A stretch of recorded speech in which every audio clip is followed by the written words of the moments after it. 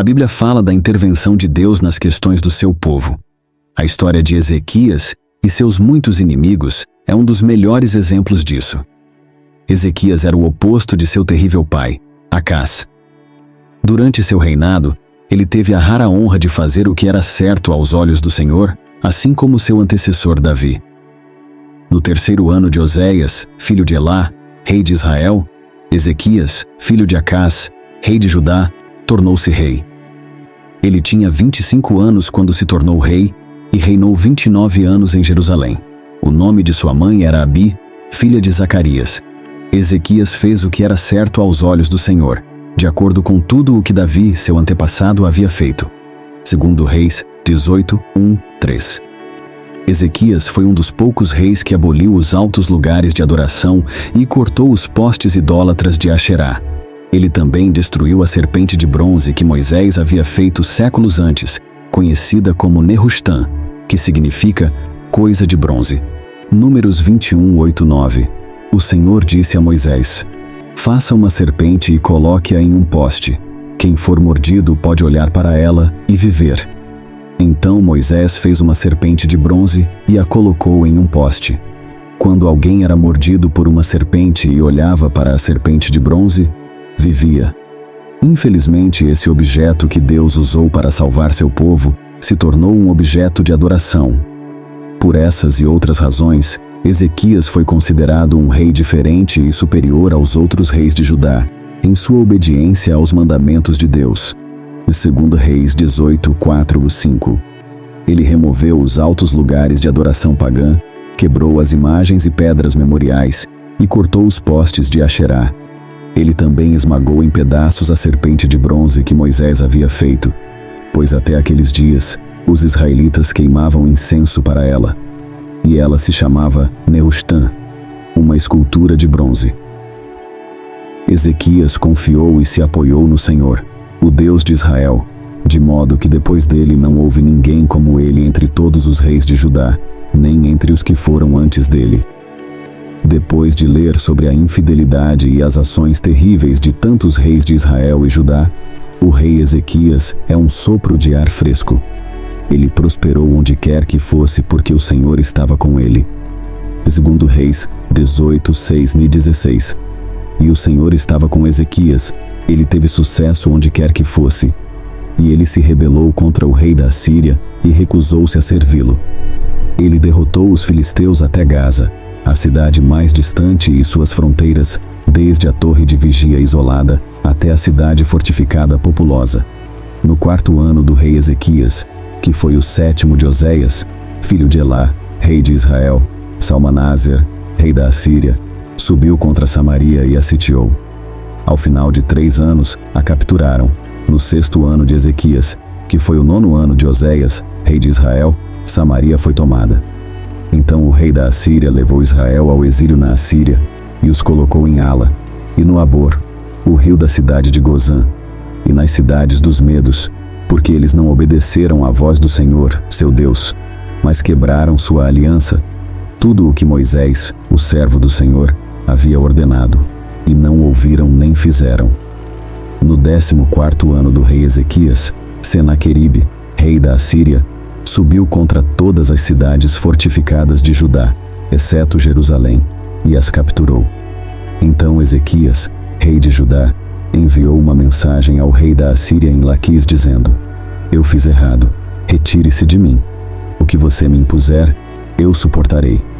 Então, o rei da Assíria impôs a Ezequias, rei de Judá, um tributo de 300 talentos de prata e 30 talentos de ouro. Ezequias deu-lhe toda a prata que foi encontrada na casa do Senhor e nos tesouros do palácio do rei. Naquele tempo, Ezequias cortou o revestimento de ouro das portas do templo do Senhor e dos umbrais que ele mesmo havia revestido, e deu-o ao rei da Assíria. Senaqueribe, o sucessor de Salmanaser, o conquistador de Israel, era o rei assírio que Ezequias enfrentaria. Infelizmente para Judá, as coisas não saíram como planejado. Senaqueribe atacou e conquistou todas as cidades fortificadas de Judá, deixando apenas Jerusalém. E nesse ponto, Ezequias pode ter concluído que havia calculado muito mal a situação. ele admitiu a Senaqueribe: eu fiz errado, e ofereceu um resgate para manter seu povo de sofrer o mesmo destino que Israel. A demanda foi enorme, e Ezequias enviou toda a prata e ouro que pôde encontrar, até mesmo arrancando o ouro do templo. No entanto, as coisas estavam prestes a piorar. Deus cercaria os assírios ao redor de Jerusalém para testar a fé de Ezequias e demonstrar seu próprio poder para seu povo. Senaqueribe ou não achou que o resgate de Ezequias era suficiente, ou estava procurando uma razão para atacar Jerusalém e completar sua conquista de Judá de qualquer maneira, porque o rei assírio enviou uma delegação e um exército maciço para Jerusalém para exigir que a cidade se rendesse. Então o rei da Assíria enviou o Tartã e o Rabsaris e o Rabsaqué, seus principais oficiais, com um grande exército, de Laquis ao rei Ezequias em Jerusalém. Eles subiram e chegaram a Jerusalém, e quando chegaram, pararam junto ao aqueduto do reservatório superior, que está na estrada do campo do lavandeiro. Quando chamaram pelo rei, Eliaquim, filho de Hilquias, que era encarregado do palácio, e Sebna, o escriba, e Joá, filho de Asaf, o secretário, saíram para encontrá-los. Eles queriam entregar isso ao rei pessoalmente, mas tiveram que se contentar em falar com a delegação de Ezequias. Então o Rabsaqué lhes disse: digam a Ezequias: assim diz o grande rei, o rei da Assíria. Qual é a razão desta confiança que você tem? Você diz: mas são apenas palavras vazias. Eu tenho conselho e força para a guerra. Agora em quem você confia, que se rebelou contra mim? Agora preste atenção, você está confiando no Egito, naquele caniço esmagado. Se um homem se apoiar nele, ele apenas entrará em sua mão e a perfurará. Assim é Faraó, rei do Egito, para todos os que confiam e se apoiam nele. Mas se você me disser: confiamos e nos apoiamos no Senhor nosso Deus, não é ele cujos altos lugares e altares Ezequias removeu, e disse a Judá e Jerusalém: você deve adorar apenas diante deste altar em Jerusalém. Agora então, faça um acordo com meu senhor, o rei da Assíria, e eu lhe darei 2.000 cavalos, se da sua parte você puder colocar cavaleiros neles. Como então você pode repelir até mesmo um oficial dos menores dos servos do meu mestre, quando você confia no Egito para carros e cavaleiros? Agora, vim contra este lugar para destruí-lo sem a aprovação do Senhor? O Senhor me disse: suba contra esta terra e destrua-a. Segundo os Reis 18. O porta-voz do rei Senaqueribe fez o que achava ser um caso factível para Ezequias e seu povo abrirem os portões e se renderem. Primeiro, o Egito era um aliado inútil que não os livraria. Isso era verdade. Segundo, ele tinha certeza de que o povo de Judá havia enfurecido seu Deus ao destruir os locais de adoração. Isso eram os altos lugares e altares proibidos que Ezequias havia demolido.